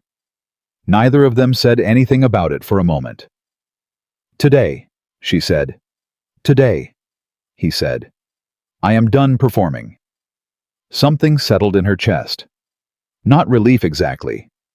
Something more like the particular solidity that comes when the last piece of a structure locks into place. All right, she said. He looked at the tin box. Are you ready? I've been ready, she said, since the morning my father sold me. He held her gaze for a moment. Then he nodded once and held the door open, and they walked out of Ravenfield together into the August heat. Samuel Briggs was waiting at the end of the drive with his hat in his hands. His wife had been moved to the main house the night before, under William's watch as promised. He looked at Nathaniel, at the absence of the cane, at the direct and unobstructed gaze, and something in his face shifted. Not surprise. Recognition. You can see, Samuel said. I could see the day you came to me, Nathaniel said. I'm sorry I couldn't tell you sooner. Samuel put his hat on. Don't be, he said. Let's go end this. William was already in the carriage. He did not speak when they got in. He sat with his hands folded in his lap and looked at the floor with the expression of a man who had made his decision and was carrying it forward because there was nothing else left to do. Evelyn did not speak to him. There would be time for that later. or there wouldn't. Either way, it was not the conversation for a carriage ride. She sat with the tin box on her knee and watched the Virginia countryside move past the window and thought about Jonathan Cole, who had been 26 years old and meticulous and afraid, who had gone to the man he trusted most and died for it. And she thought today, you get your answer. Heir. The Carrickmore Assembly Hall was already full when they arrived. Summer session drew the county landowners, lawyers, merchants, their wives, their associates, the whole interlocking apparatus of Virginia society. In 1815, gathered in a room that smelled of old wood and candle wax, and the particular tension of people who were accustomed to deciding things and were sensing without knowing why that today something was different. Evelyn felt it when she walked in. The attention. Not directed at her specifically scattered ambient, the collective awareness of a room that had registered an anomaly. Nathaniel Cole, walking without a cane, was the anomaly. She watched people see, it watched the micro-adjustments in their expressions, the small recalibrations of expectation. She watched a woman near the door lean to her neighbor and whisper something. She watched Gerald Fitch, standing near the far wall, with a glass in his hand, go very still. She found Isabella Vance in under 30 seconds. Isabella was standing near the front of the room in a dark blue dress, and she saw Nathaniel. At the same moment, Evelyn found her, and the warmth drained from her face with a speed that told Evelyn everything she needed to know about how much of it had ever been real. Reginald Alderton was at the front, behind the session table, speaking to two men in the unhurried manner of a person who believed the morning was entirely under his control. He saw them last, or appeared to. She suspected he had seen them the moment they walked in and had spent the intervening seconds deciding how to receive them. He looked at Nathaniel. He looked at the absence of the cane. He looked at Evelyn, at the tin box, at Samuel Briggs behind them. His face did not change. That was, she thought, the most frightening thing about him, not the fear she had seen at the reception, which had at least been human. This was something past fear, the flatness of a man who had decided that whatever happened now he intended to manage it. She had 3 witnesses, 17 pages, 2 matched handwriting samples, and 6 verified land records. She intended to be unmanageable. The session opened at 9. Alderton called it to order with the smooth authority of a man who had done this 100 times. He moved through the morning's business. 2 property disputes, a road commission appointment, a licensing matter with the practiced efficiency of someone burning through the agenda to reach the open floor where he clearly intended to control what happened next. He was not going to get to control it. Evelyn had positioned herself at the side of the room where she could reach the floor without crossing the full length of it. Samuel was beside her. William was 1 row back.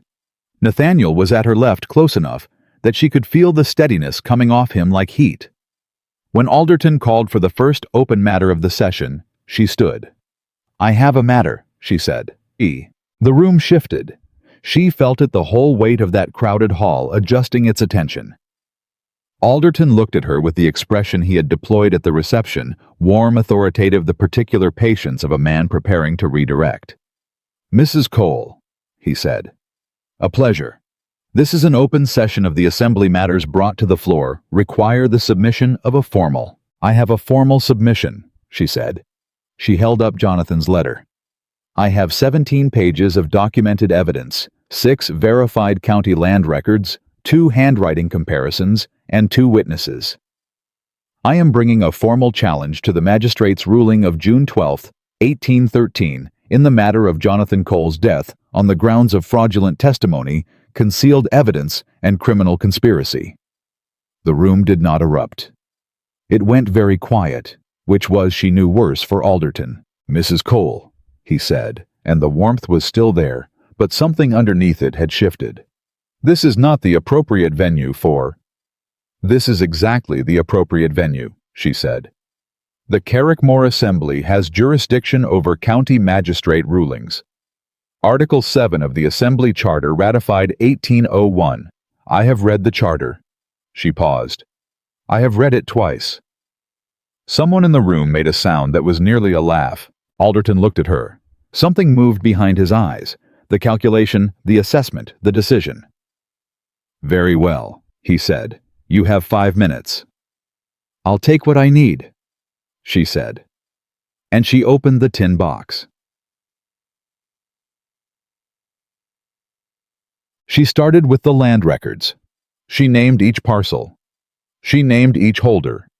She explained in clear and simple terms what Jonathan Cole had discovered, that 7 land titles in Carter County had been fraudulently registered, that the original grants had been destroyed and replaced with forged documents, and that the forgeries had been executed by Gerald Fitch and registered through the office of Thomas Carter County Magistrate. She watched Fitch across the room. He had stopped being still. He was breathing too fast, and his glass was no longer in his hand. She watched her father, Thomas Carter, who had arrived at the assembly 20 minutes after she had, who had not looked at her when he walked in, and was not looking at her now. He was standing very straight the way she had been standing on the morning he sold her, and she understood that they had both learned that posture from the same woman and were using it right now for entirely opposite reasons. She put the land records down. She picked up Jonathan's 17 pages. She explained what they contained. She read 3 passages aloud, the one naming Fitch as primary forger, the one naming her father as knowing recipient, and the one naming Isabella Vance as an intelligence operative placed specifically to monitor Jonathan's investigation. She heard the sound that moved through the room when she read Isabella's name. She looked up. Isabella was still standing near the front. She had not moved. She was watching Evelyn with the particular focused attention of a person who has run out of options and is waiting to see exactly how bad it gets before deciding what to do next. "Jonathan Cole," Evelyn said, setting the pages down, wrote those words 6 weeks before his death. He wrote them because he knew he was close enough to the truth that something might happen to him before he was ready to act. He wrote them for his brother. She paused. His brother can now read them. She looked at Nathaniel. He stepped forward. He did not pick up the cane. He did not perform any adjustment, any hesitation, any of the 1,000 small signals of blindness he had spent 2 years deploying. He simply walked to the front of the room with the straight, unobstructed gaze of a man who could see every face in it, and he stood beside Evelyn and he looked at Reginald Alderton. "I was not blind the day Jonathan died," Nathaniel said. His voice was entirely steady. "I was not blind the day the magistrate ruled his death a legitimate duel. I was not blind the day the case was closed." He paused. "I allowed people to believe I was because the man responsible for my brother's death believed it made me harmless. He was mistaken." He looked around the room. He let them look back. "My name is Nathaniel Cole," he said. "I can see, and I have been watching every one of you for 2 years." The silence that followed was the kind that has weight. Alderton broke it. "This is theater," he said. His voice was still measured, still controlled. He was a better performer than almost anyone Evelyn had met, and she had met several. "Mr. Cole, whatever your recovery, whatever has happened with your condition, that does not transform personal grief into legitimate legal evidence. These documents are unverified. The accusations against named individuals are..." "The handwriting," Evelyn said. She put the 2 letters on the table. Alderton's letter of condolence to Nathaniel and the letter from the desk, side by side. "Both written by the same hand," she said. "One is a letter of condolence from Reginald Alderton to Nathaniel Cole, signed and dated. The other is a letter found concealed in a desk at Ravenfield unsigned, reading, 'The woman is in place. The records have been moved. If the blind man stays blind, there is nothing to find.'" She put the assembly minutes beside them, open to the signed page. And here is a third sample of the same hand.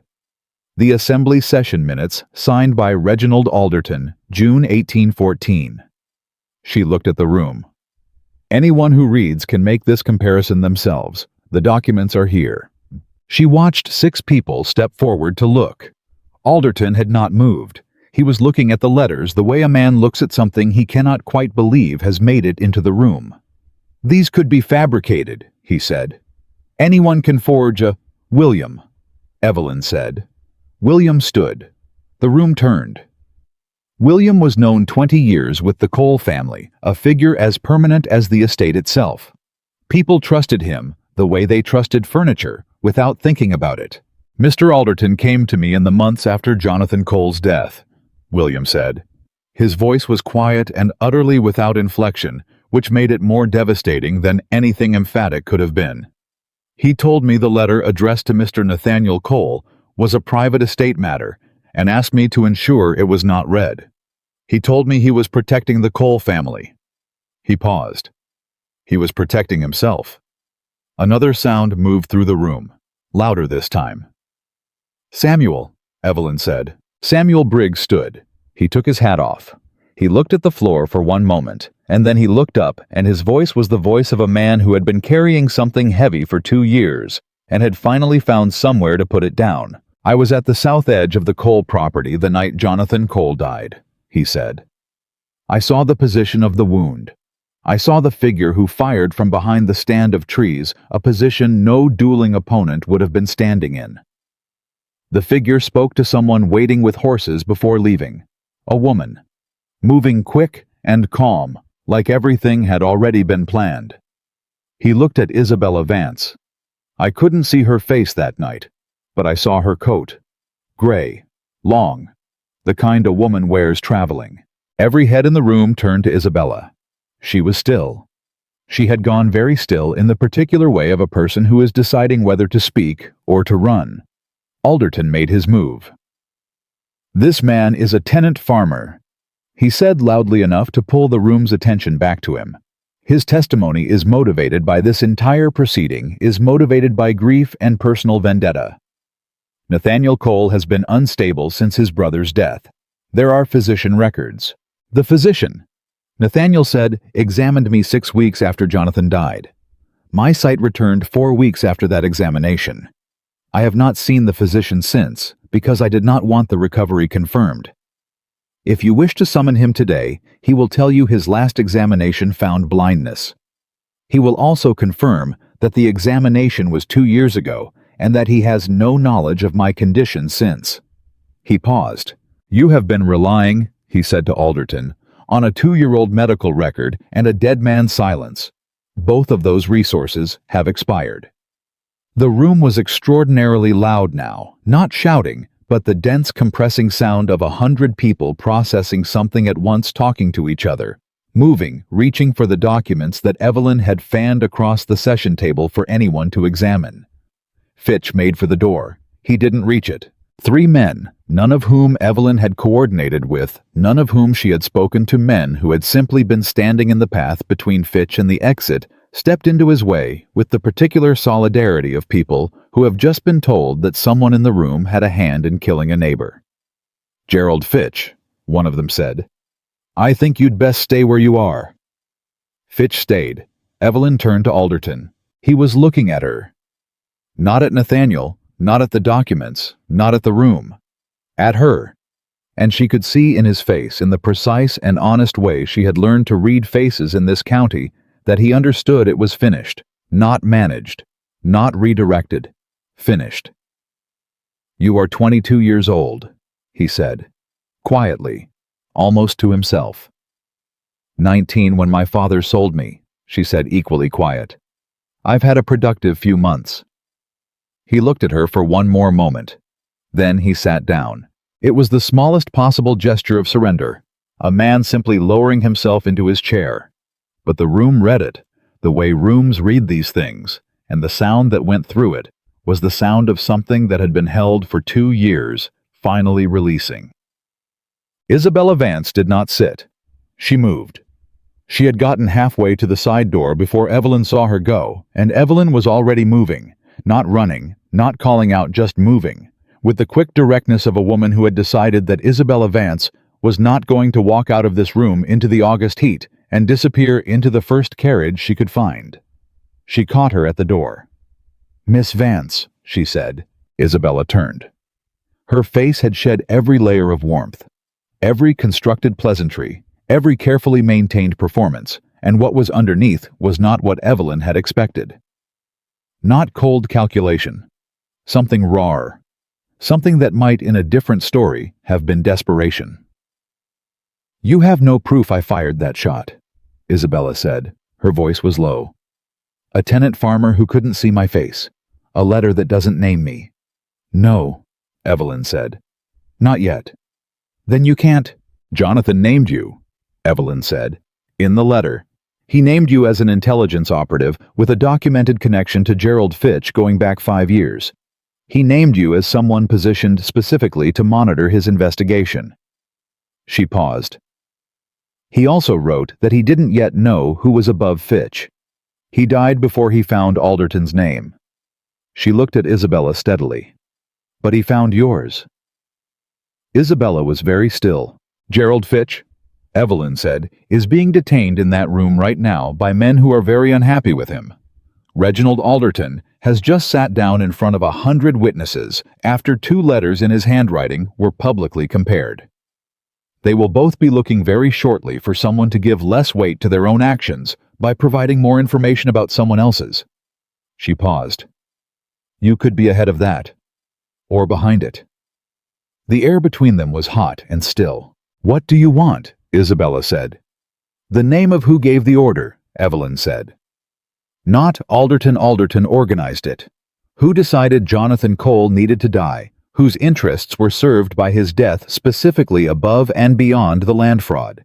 Because Jonathan said there was someone above Alderton, and he died before he could find them. Something moved across Isabella's face that was complicated and ugly and entirely human. There isn't anyone above Alderton, she said. Evelyn waited. Alderton made the decision himself, Isabella said. Jonathan had gotten close enough that Alderton believed exposure was inevitable if he was allowed to continue. He didn't consult anyone. He acted. She paused. He told Fitch. Fitch told me. I arranged the logistics. Her voice was flat, confessional. The voice of a person who had been waiting to say this and hadn't known it until now. I didn't know he would. I was told it would be handled. I didn't ask what that meant. But you knew afterward, Evelyn said. A silence. Yes, Isabella said. I knew afterward. You will say this. Evelyn said to the county sheriff. Today, before Alderton or Fitch has the opportunity to give their version first. Isabella looked at her for a long moment. And if I do, I cannot promise you anything, Evelyn said. That is not in my power. But I can tell you that a person who comes forward voluntarily is treated differently than a person who is dragged forward. And you know that. You've spent years understanding how these things work. Another silence. Then Isabella straightened. It was a small movement, her shoulders settling, her chin lifting, and it looked almost like relief. All right, she said, thawing. The next 2 hours were the kind of hours that don't move in a straight line. The county sheriff arrived at the assembly hall at 10:30, summoned by 3 separate people who had all decided simultaneously that someone with legal authority needed to be in the room. He was a heavy-set, careful man named Collins, who took one look at the situation, Alderton seated, and silent Fitch being firmly kept in place by 2 of his neighbors, Isabella Vance standing near the side door with Evelyn beside her, the session table covered in documents that half the room had now examined, and asked very quietly for someone to explain it to him from the beginning. Evelyn explained it. She was concise. She presented the documents in order. She introduced Samuel, who gave his account again, and William, who gave his. She told Collins that Isabella Vance had information she was prepared to provide voluntarily, and she watched Collins look at Isabella and nod once, and she stepped back and let the machinery of justice, slow, imperfect reel, begin to turn. She found Nathaniel at the edge of the room. He was watching Alderton. She stood beside him and watched with him. Alderton was still sitting at the session table. He had not spoken since he sat down. He was looking at his hands, this powerful silver-haired man with his legislature connections and his 11-year presidency and his practiced warmth, and he looked more than anything like a man who had finally run out of room. Is it enough? Nathaniel said quietly. He was asking about the evidence, and he was asking about something else. Yes, she said. Both. He turned to look at her. Really look the direct, unguarded attention she had first caught in the study when the performance dropped and she had understood that the most dangerous thing in Ravenfield was not blindness or isolation, but a sharp, grieving man with 2 years of patience and nothing left to lose. "Jonathan would have liked you," he said. She thought about the letter she had read in the library, the careful, meticulous hand, the conviction, the love for his brother written into every line. She thought about a man who had been 26 and done everything right and been killed anyway by the man he trusted most. "I think I would have liked him," she said. Nathaniel was quiet for a moment. "I need to tell you something," he said. She waited. "When I chose you," he said, "I told myself it was strategic. The magistrate's daughter access leverage, a woman capable of managing an account book and finding things other people missed." He paused. "I told myself those were the reasons." "And now," she said.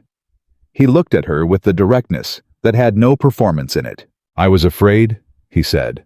"I had been afraid for 2 years, of getting it wrong, of being the second Cole who trusted the wrong person, I was afraid of having someone in this house who mattered to me because everyone who had mattered to me had either betrayed me or been taken."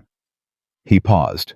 "And then you walked into my study and told me my father had not had a real conversation with you in 4 years, and you were going to fight me for the furniture clause in your own marriage contract, and I thought—" He stopped.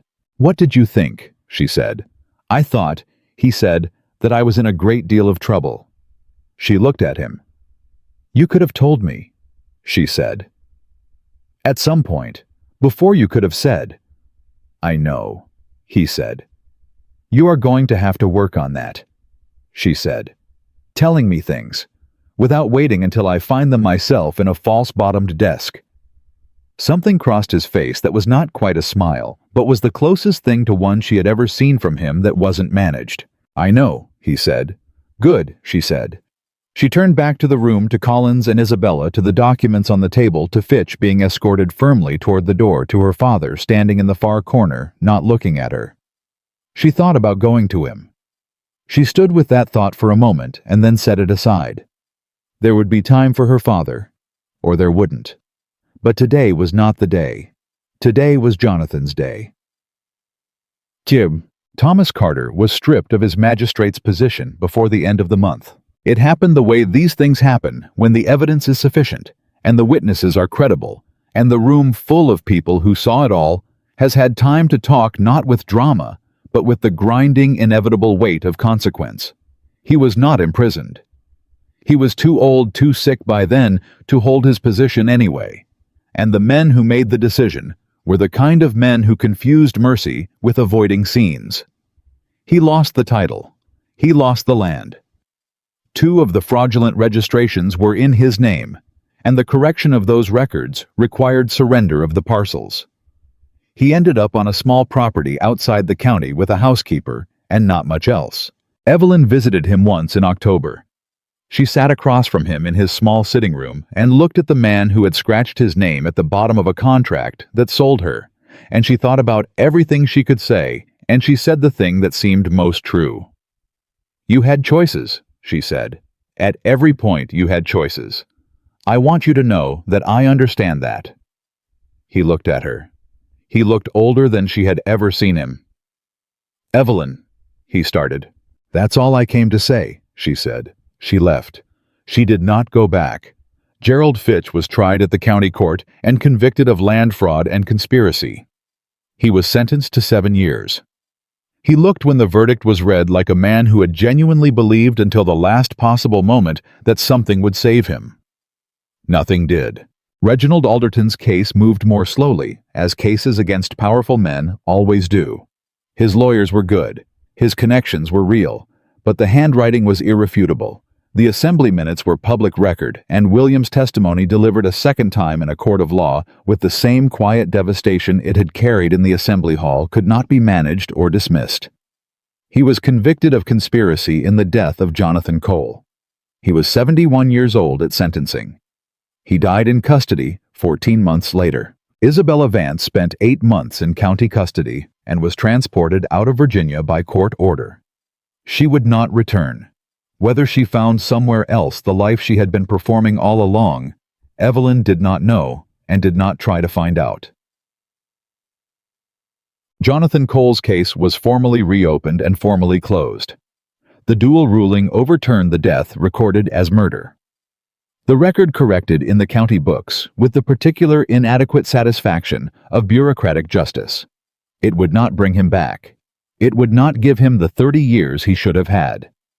But his name was clean, and the truth was written down where it could be read. And that was something. Nathaniel went to the creek one afternoon in late September, when the Virginia heat had finally broken and the air had some mercy in it. Evelyn did not go with him. She watched him leave from the window and understood that there were griefs that needed space that didn't include even the people who loved you. He came back 2 hours later and found her in the library with the account books. "Well," she said. "Well," he said. He sat down. He looked at the desk, the cleared surface, the order she had made of things. "I told him," he said. "Told Jonathan. What happened? Who was responsible? That it's done." "Good," she said. "I also told him about you," he said. She looked up. "What did you tell him?" she said. "That I'd chosen better than I deserved," he said. "That the woman my lawyer recommended as sensible and not prone to sentiment had turned out to be—" He stopped. "What?" she said. "Catastrophically prone to finding things," he said, "in desks and creaks and the margins of documents, and—" He stopped again, and the something that had been building in his expression for months finally resolved into the full, unguarded thing it had always been underneath. "And me," he said quietly. "She found me." Evelyn set the account book down. She looked at him across the desk that had once held 2 letters in the same handwriting and a box full of a dead man's evidence. And she thought about the morning she had stood in her father's study and heard the scratch of a pen against a contract, and understood that a door was being nailed shut from the outside, and she thought about every choice she had made.